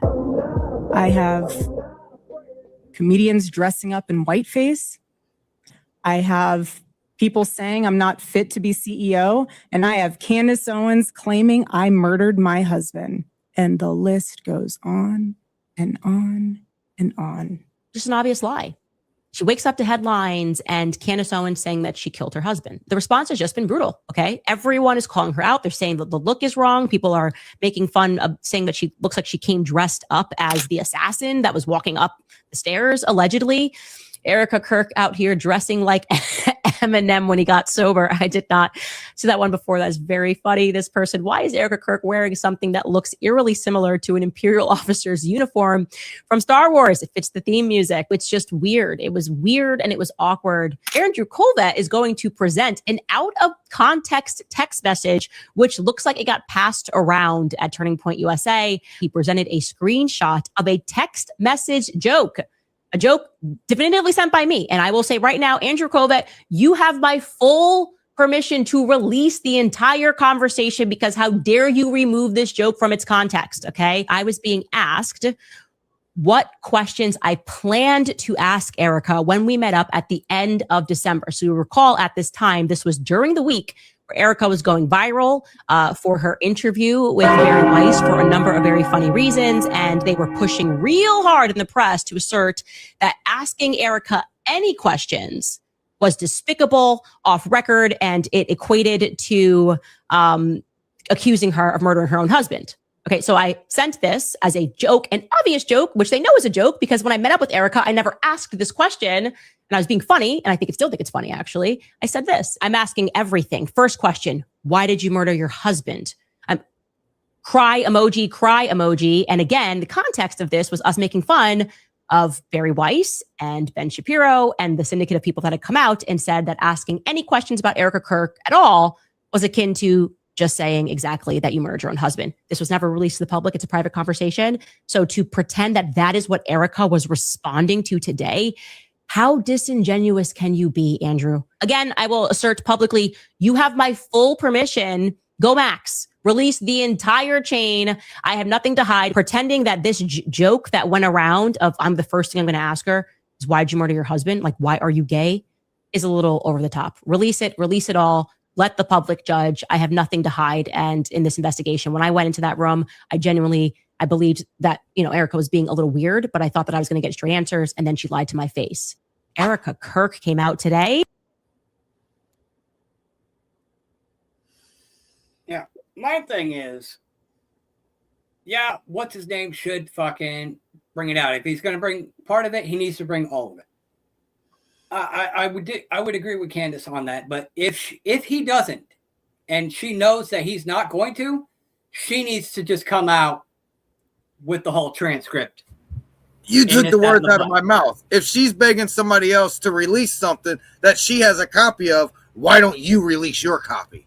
Arguably, she could be, letting him hang himself, and then she comes out with the full disclosure after the fact, but is giving him an opportunity to fly straight. That could arguably be what's happening here. Mm-hmm. But I would definitely say Erika needs to be ready to release the full transcript herself. My bad, man. Yeah. I said, I have to agree. You have to give everybody at least their one chance.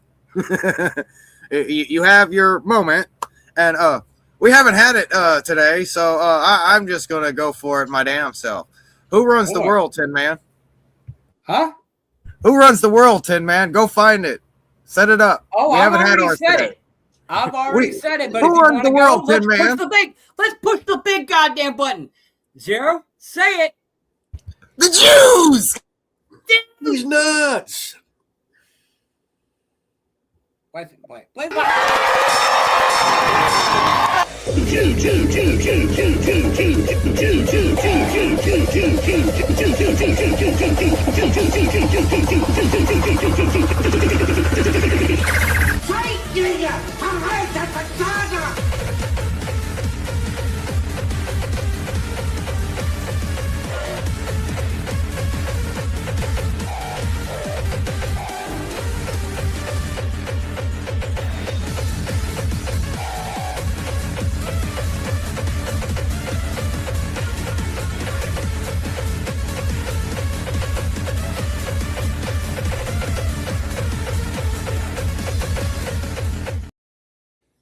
And that thing, people. That's why 98% of Wiggers are white. What's up, big Faggot dog? on the roof. We have a faggot on the roof. You mean a sniper? Where do snipers sit? On roofs. Faggot on the roof. Kill the fucking faggot.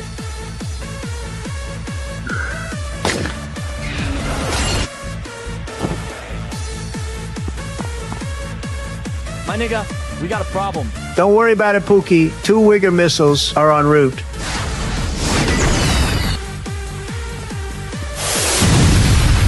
And that's why 98%. Sorry, I didn't mean to cut you off. Wow, I didn't see that before. I didn't see that. But yeah, it goes back to the point of we need the freedom of speech to have discussions about topics that the mainstream is shoving down our throats, because everybody knows my viewpoint at it. There's a reason why they're putting something in your face. Hey, watch this while I do this over here. Now we have to go figure out what they're doing over here because they're shoving this down our face while we're talking about the stories that they're shoving down our face, so that we can go through and figure out this is why they're covering up that with this story. Yes, exactly.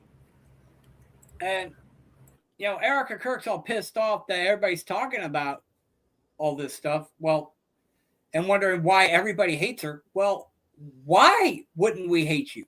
You took control of your husband's company, something that he built.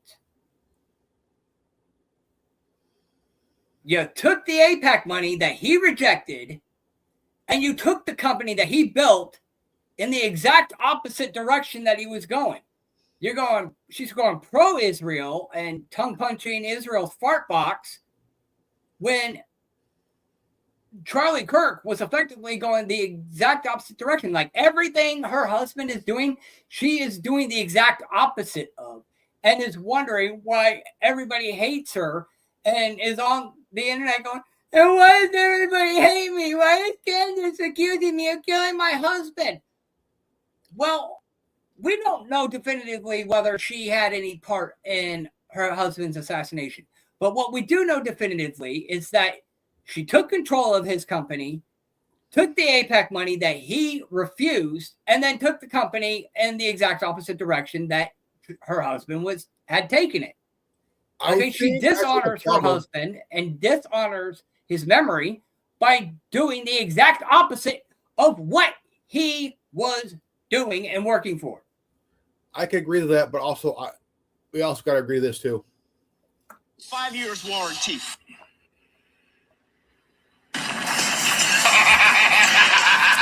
Anyways, this is our ultra thin lock brakes. The design is very human. People doing anything to make themselves be jokes. Wait a damn minute. Anyways, I don't know. He do look like Tony. He do look like Tony. Oh, damn. That's Tony. cold, bro. Damn, you got a mini-me out there. A mini-me. That's hilarious. Wait a damn minute. Anyways, I don't know your sign company's trustworthy. Is to see how they ship your signs. Things that should have made me realize I was trans, but didn't. Don't care. Anyways, here's how to tell if the LED sign is cheap. If it was white acrylic and it's turning yellow very fast, it might be using extrude acrylic. It would also be easily broken. A good sign company should adopt 100% virgin raw material acrylic. Long lifespan, no loose color, and 8 to 10 years. All right. I love Tony. All right. What's the next Having way too much fun with that, Revan. Oh. No, don't. But, Erika's bitching. Here's a prime example of her going the exact opposite. You see, we all see where Erika is going. Look at what Charlie himself would say prior to his death. And then you look at what Erika Kirk is saying and doing, and you compare the contrast and then ask me why everybody's pissed off at Erika Kirk. The first part is absolutely true. Let's go to this. Jewish communities have been pushing the exact kind of hatred against whites that they claim to want people to stop using against them. Now, I don't like generalizations. Not every Jewish person believes that. But it is true the Anti-Defamation League was part and parcel with Black Lives Matter. It is true that some of the largest financiers of left-wing anti-white causes have been Jewish Americans. They went all in on woke, and it wasn't just ADL. It was some of the top Jewish organizations in the country that have done that. Quite a day on the internet. Tucker Carlson was interviewing Candace Owens. We have Candace Owens coming up next hour, and Tucker Carlson mentions that Jewish Americans have primarily been financing cultural Marxist ideas. We said this, by the way, last week, and people came after us. We actually said it in a different way. We said, I'm glad that Jewish Americans are reconsidering their financing of cultural Marxism. The first part is absolutely true. Let's go to this. Jewish communities have been pushing the exact kind. See, I've shared around before the quote Greater Israel Project. And since the early 2000s, I've been one for nuking the desert anyway, turning it to glass. But no, if you are set in an allotted area and you are given this plot of land, why be greedy? You're lucky we gave you any land, is the way that I look at it. Yeah. It goes back to the covetous Jew idea. And I can understand where that is a racist assumption, just like saying that all Asians are good at math, or that all whites are racist, or that all black people like chicken and watermelon. I mean, it is a racist assumption. But when you go to the point of validating that racist assumption, that's on you at that point. When your own culture is sitting there doing these things that you are denouncing other people for pointing out, that's your fault. Okay, if you are engaging in covetous behavior, you don't have the right to sit there and bitch about people calling you covetous. Just like if somebody was running around in a Klan's uniform saying that it's a racist assumption to call you racist while you're wearing a Klan's uniform. It's fucking stupid. Not just that, 40 years ago, the Klan killed a black guy and his friend here. And like the Southern Poverty Law Center is a law center, okay? There was the guy's mom. It's got a judgment over $1 million. Now, this is rare. She got the deed to their compound. Now, 40 years later, very same SPLC, the Southern Poverty Law Center, is indicted on fraud, also funding the Klan. Yeah, that's all come out recently too. I think I said this before. I sent you a link to a video, dude. I think I said this before. South Park made fun of it. It actually happened. There's an episode of South Park where it's about the town flag. And the side story of it is that the Triple K don't see the kids only see 5 people. They don't see the racist connotations. Well, the side story behind that is the Triple K comes out and literally states in the cartoon that we know how to control society now. Anything we vote for, they'll vote for the opposite. Yeah. Yeah, absolutely. And I'm going to go ahead and play that video that you just sent me, Revan. Go ahead and give us a quick breakdown of what that video is. What we're going to be seeing? It is a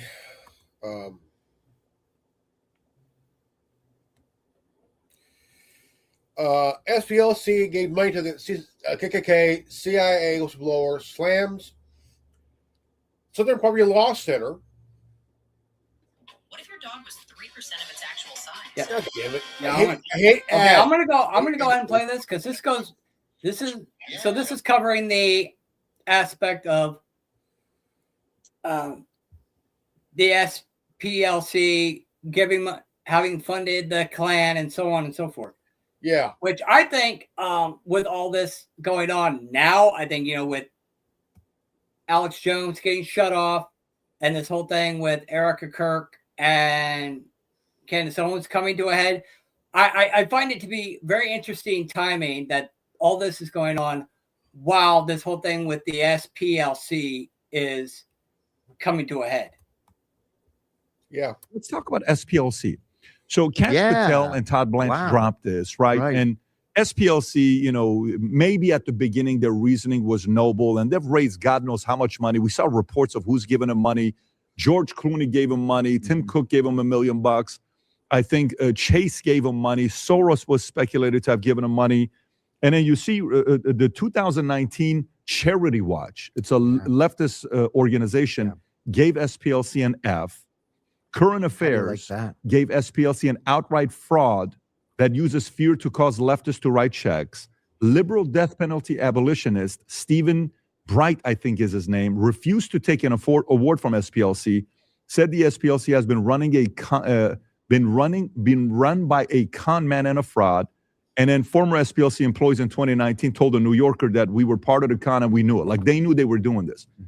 What do you know about it and why is this such a big deal of what happened? Well, when I first saw the push notification that the SPLC was being indicted on felonies, multiple felonies, my first thought was, oh, come on, we have nothing better to do. And then I clicked on it and I read the article and I said, oh shit, these are real crimes, the kind of crimes where they're documentary. You either did it or you didn't do it. And if they've got documentary evidence that they did it, this could be the end of the SPLC. Literally. I think it could be. Well, so I'm watching the opposition to see what their argument is. The current president reacted. I don't know if you saw his clip or not. He said, you know what? You know how they're spinning it? Here's what they're saying.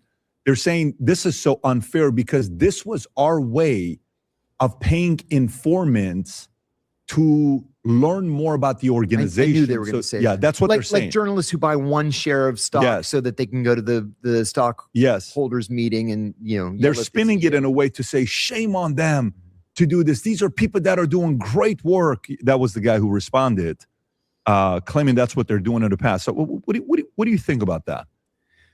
I think that is weak, because what they're being accused of doing is giving money to the Ku Klux Klan, giving money to Nazi groups, laundering money.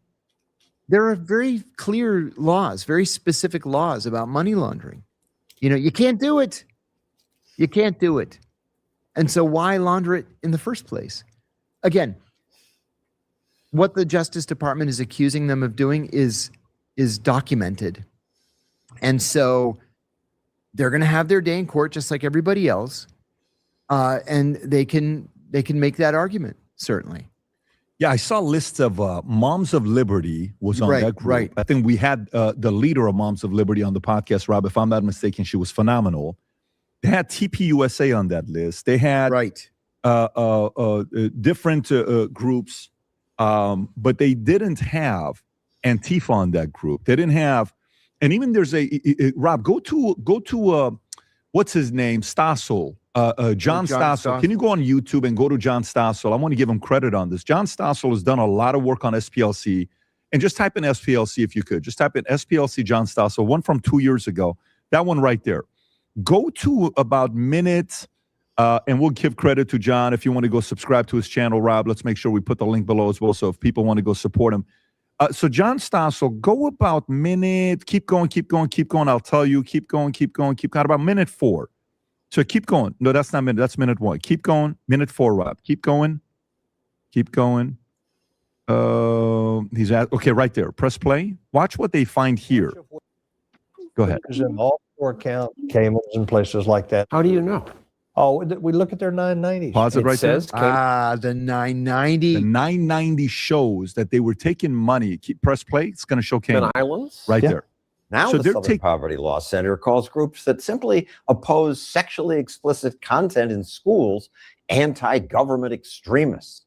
Moms for Liberty and Moms for America are on the hate map because they dare do things like seek school board seats to try to stop districts from disregarding opinions. Now keep in of mind, parents. Stossel Give is me not a break. Republican. He's a libertarian. No, he's a libertarian. Yeah, he's a libertarian. A well-known one. A very well-known one. Yeah. So, if this goes, I wonder what the positioning is going to be. I wonder who's going to come out defending them. How much money did they have in the account? I don't know why I saw it went from 50 million to 100 million to 200 million. Oh my God. What is the how much total money have they raised? What's the total amount of, I don't know why I saw 720 million. Maybe that was have they total raised? They've raised a lot of money. Oh, there you go. Okay. Total assets in 2024. Look at that. 786.7, and some reports noting it's 822. When I saw 720 million, I said they cannot be that powerful. Their endowment was 822. Shocking. Look at the kind of power you have with that. What you could do. Wow. Yeah, that's incredible. I got to say also on the 990s, I was the king of the 990s at the Senate Foreign Relations Committee. The 990s will tell you everything you need to know about an organization that you're targeting. Because to keep themselves out of trouble, they admit to everything, thinking nobody's ever going to look at the 990. So you guys looked at the 990s. Most organizations actually have it on their webpage. It's oftentimes hidden. There was only one time that I wanted to see a 990 that wasn't publicly available, and I just called the organization and I said, I'm the chief investigator from the Senate Foreign Relations Committee, and I need to see your 990. And they were like, please don't. And I said, no, I'm going to swing by. I'll give you a day. I'm going to swing by and pick it up. And their 990 must have been 150 pages long. I had never seen one more than a page or two. It was 150 pages long. I found nothing wrong with it. And I just dropped the investigation.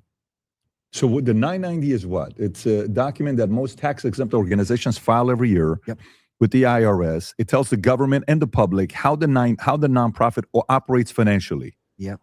It's got everything. It's like the crown jewel of the the tax forms. So Okay. Rob, can you pull up who else gave SPLC money? Who are the biggest contributors of SPLC? I'm actually curious. I've seen some of the names. Tim Cook, $1 million. George Soros. Wow, George. So it took $106 million in donations just in 2024. 786 it funneled through it. I'm wondering, I got the Soros, I got the Clooney, I got the Tim Cook. Charles Schwab Charitable Foundation, Fidelity Charitable gave a lot of money. National Philanthropic. Yeah, I'm reading a book right now on charities because, when you gets to a point where family offices need to start charities and all this other stuff. The book I'm reading today, it tells a story of never, ever start a charity and leave the board to decide what to do with the money, because whatever cause you start today, you're going to lose control with the way it is. And 10 years later, they can change the cause they want to support. So maybe your cause was one thing, 10, 20, 30 years later could change to something else. Hi, everybody. I'm John Kiriakou, former CIA officer. Please find me on Minect. We have a lot to So are we just basically talking about how the rich get richer and how they legally laundry their money so they can be continuously rich? The non-proletariat. We're more or less talking about the issue regarding the funding of the KKK. The left is very anti-racist and whatnot, and then they get caught. Many of their main organization gets caught funding the KKK and other racist groups, and was shown in their 1090s. The founder of LPLC was removed due to a sexual assault allegations and shit. Yeah, and he founded the organization in 1973.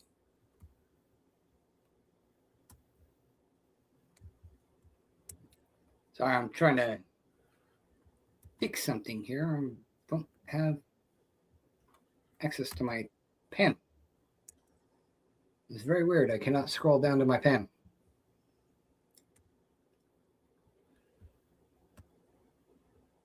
So, but he got removed about 8 years ago. Okay.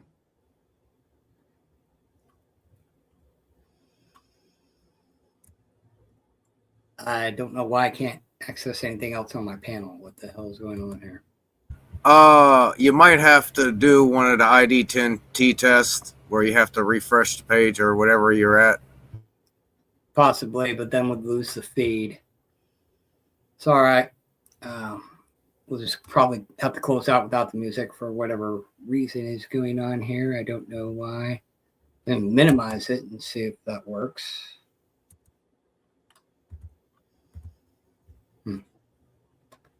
Very weird, very weird. Not sure what's going on there. Yeah, I digress.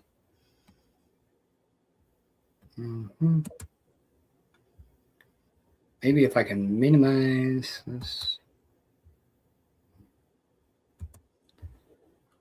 So anybody have any other thoughts or opinions? I think I've said my thoughts about the basic topic, not the more narrow topic of Alex Jones being kicked out of where he is, but the more broader topic of independent reviews of mainstream media. Yeah, that can come after any of us, and that's the thing. We're considered psychotic if we think that they're coming after us because you're not really important. Yeah. So, Jenny, you've been quiet for quite a bit. Are you still there, Ron? Yeah, I just have nothing to really contribute to this. Fair enough. Fair enough. Revan, what about you, brother? To be honest, it's kind of a hypocritical, I say, hypocrisy has no bounds when it comes to a lot of this shit, man. Yeah. Watch your reverb. Yeah, that's my phone. I was I'm trying to use it myself. I'm a libertarian conservative of myself. Yeah, am I talking about it? Oh, fuck yeah, I am. Yeah. But I'm a rare conservative and a very rare libertarian. And the war against conservative media, which I like to say, that's the independent media, the libertarian media, Yes. like Newsmax and One American News Network. Those are the networks I watch. I don't watch Fox News. I don't watch crap. I watch news about the people, for the people, and to the people. But yes, attack on Candace Owens and Alex Jones and all other shit. Like, come on, man. They're doing this because a lot of people are leaving the elite media because they're tired of the bullshit. They're tired of all this hypocrisy crap, and they're tired of this entire dynamic of the left-right fucking paradigm. Yeah. Like I say, I'm not left or far left. I'm not right or far right. I'm in the middle. I'm an observer. Okay? I'm like this. Yeah. We very smart people figured out during the French Revolution that all voting is rigged before any cheating begins. So, therefore, I stand right, look left, because I like the old ways, but I'm not advert to change. Right. I think against change. Let me use a proper word instead of a word I'm not sure about. There you go. Well, on that note, we got to go ahead and put the turkey in the oven here. So I'm going to go ahead and close this out because I got to start getting ready for work. And, with my new routine, I'm about at the 2-hour mark. I got to go test my blood sugar and all that. So bear with me as I make this adjustment in my life. And until next time, follow us on our various social medias, X, YouTube, Rumble, all that. Check out our online store. Tons of great merchandise there.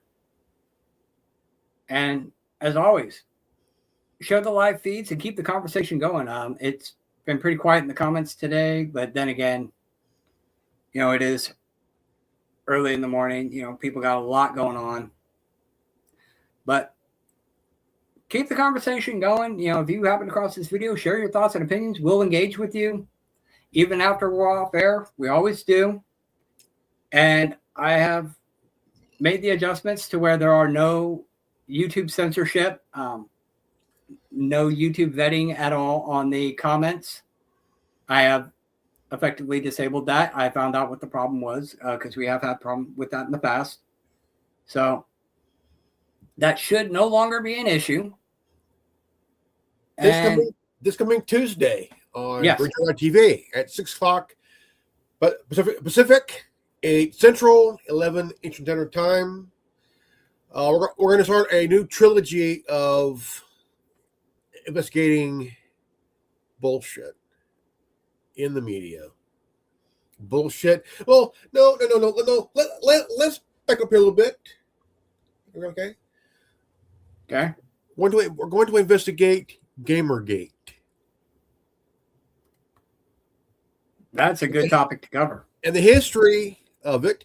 Then next week, we're going to talk about any updates, anything new with Jade Helm. Right. Because the last thing I heard is because I was the one keeping count. That was 56 last time I looked at it. And the next after that, that'll be to be determined. So, let's kind of roll with it as we go.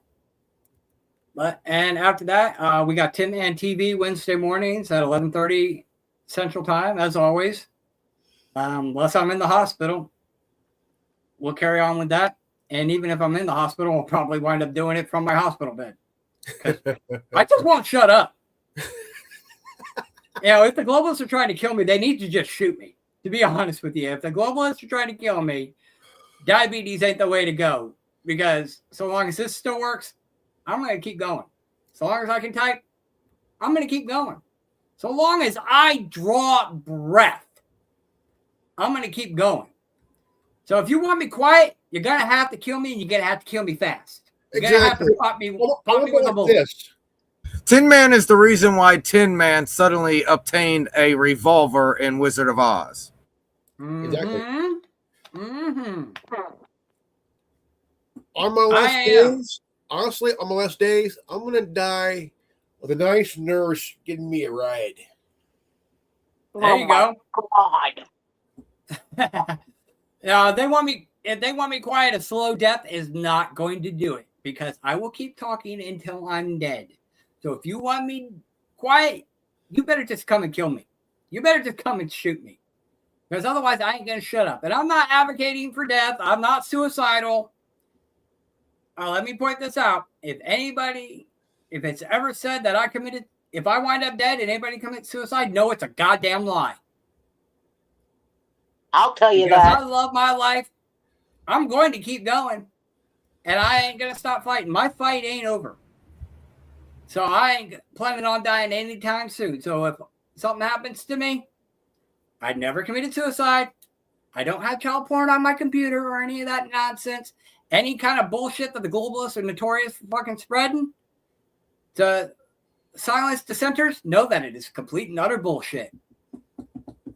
And on that note, we're putting the turkey in the oven. So, Revan, thank you again. Zero, thank you. Queen, thank you. Yep. Until next time, this is Tinman Chris Sheldon with the Worldwide Resistance. If you are watching this, you are the resistance. And if I'm not going to give up, don't you dare give up. Lean on God. He's got your back. You know, regardless of any theology you might ascribe to, just know that there's a big man up there, and he loves you, and he's got your back no matter what these globalists try to do to you. Never give up the fight, because you got a big man in your corner. So until next time, peace out. God bless you all. Thank you all for tuning in, and thank everybody who joined in on the panel today. Till next time, peace. You can hear this. You are not alone. This is the resistance.